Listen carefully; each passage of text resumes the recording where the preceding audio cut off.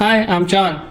Today we introduce you our NSPV 2258 fuse connector together with our spanner range. I'm now show you how to using this fuse connector for replacement the fuse and with our spanner range.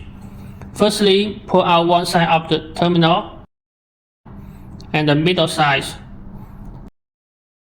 and using the spanner range to cover the bottom of the fuse and take it out.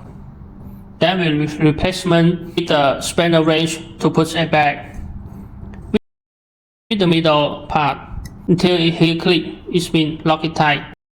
With another terminal until it hit click, and now this will be complete finished. Most important function of this spanner range is its service to prevent the electric shock from the residual electricity inside the wire. Thank you.